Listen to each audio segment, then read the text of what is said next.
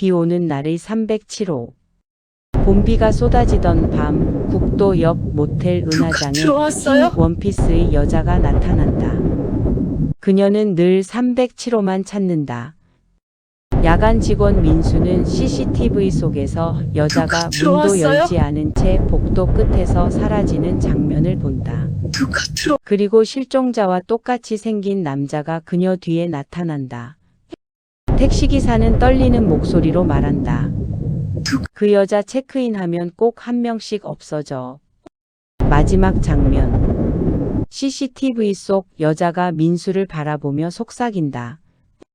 이번엔 당신 차례야. 젖은 발자국. 민수는 겁에 질린 채 307호로 올라간다. 하지만 문 안은 텅 비어 있다. 침대도 깨끗하고 욕실엔 물기조차 없다. 그런데 바닥엔 젖은 발자국만 남아있다. 발자국은 이상하게도 창문 쪽으로 이어져 있었다. 307호 창문 아래는 모텔 뒤편 폐정원. 그곳에는 오래된 우물이 하나 있었다. 민수는 손전등을 비추다 얼어붙는다. 우물 주변 진흙 위에 누군가 무릎 꿇은 자국이 있었다. 그리고 우물 안에서 여자의 웃음소리가 들린다. 찾았네. 순간 손전등이 꺼지고 민수 뒤에 젖은 머리카락이 스친다. 실종된 김민주. 사람들. 실종된 지 20. 민수는 경찰에 신고하지만 경찰은 믿지 않는다. 그러나 김민주. 형사 태식은 실종된 모텔 지 20년. 기록을 조사하다 마지막 목격 이상한 장소 공통점을 청담동 우물. 발견한다. 김민주. 비 오는 날 체크인한 여자. 그리고 김민주. 다음날 사라진 실종된 지 남자들. 20년. 마지막. 모두 혼자 모텔에 묵은 사람들이었다. 택시기사는 김민주. 충격적인 말을 실종된 지 한다. 20년. 마지막 목. 20년 전에도 그 여자가 있었어. 그리고 김민주. 보여준 낡은 실종된 지 신문기사. 20년. 마지막. 봄비 내리던 날 여자 투신 실종. 사진 김민주. 속 여자는 실종된 지 20. 지금의 그녀와 똑같았다. 그날 밤 김민주. 민수는 실종된 지 꿈속에서 20년. 우물 아래를 마지막 본다. 목격 장소 청담동. 검은 물속에서 수십 명의 사람들이 손을 뻗고 있었다. 살려줘. 김민주.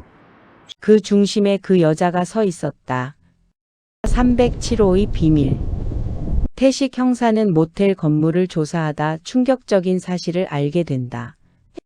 현재 307호 자리에는 원래 객실이 없었다.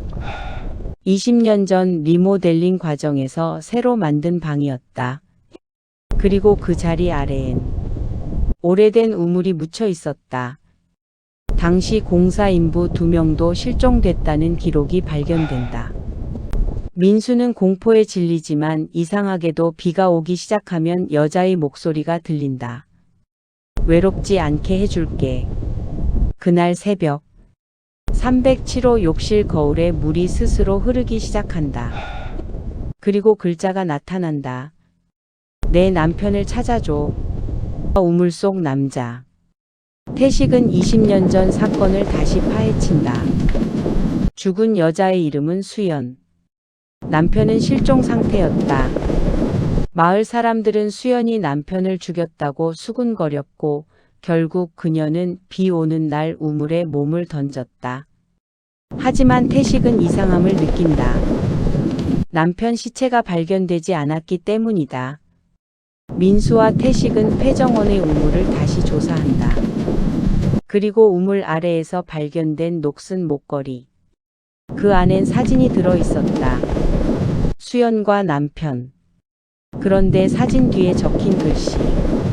날 죽인 건 모텔 주인이었다.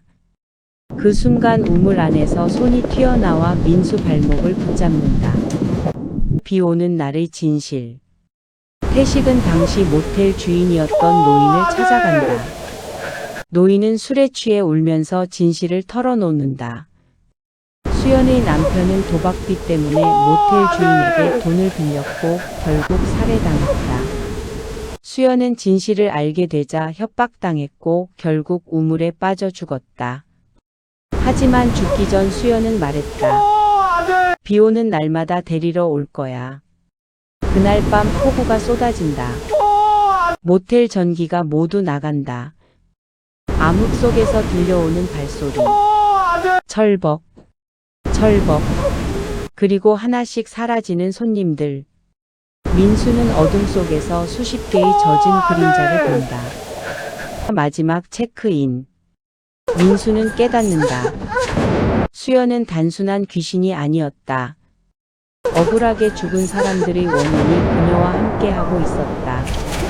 그리고 그녀가 데려가는 건 죄 있는 사람들 뿐이었다. 하지만 이번 폭우엔 이상한 일이 벌어진다.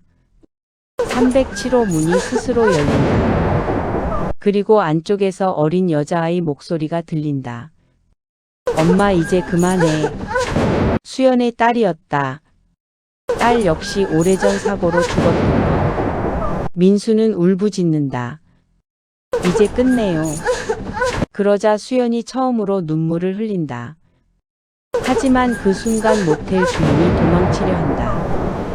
복도 전체에 물이 차오르기 시작한다. 젖은 손들이 바닥 아래에서 튀어나온다. 그리고 주인을 끌고 간다. 봄비가 멈춘 뒤 다음 날 아침. 비는 멈춰 있었다. 모텔은 조용했다. 307호도 사라져 있었다. 마치 원래 존재하지 않았던 방처럼. 태식은 사건을 종결한다. 실종됐던 사람 일부도 근처 저수지에서 발견된다. 민수는 모텔을 떠나기로 결심한다. 마지막 근무 날. 그는 프런트 서랍 안에서 낡은 체크인 장부를 발견한다. 거기엔 마지막 손님 이름이 적혀 있었다. 수연 307호. 그리고 그 아래 새로 번진 젖은 글씨. 비 오면 다시 올게. 그 순간 창문 밖으로 다시 봄비가 떨어지기 시작한다. 딩. 모텔 자동문이 천천히 열린다.